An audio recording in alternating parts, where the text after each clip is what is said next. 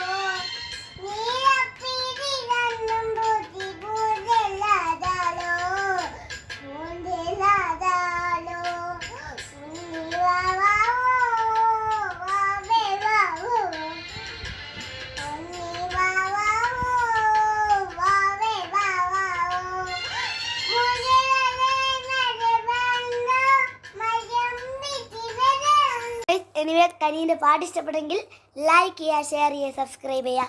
അതുവരെ എല്ലാവർക്കും ബൈ.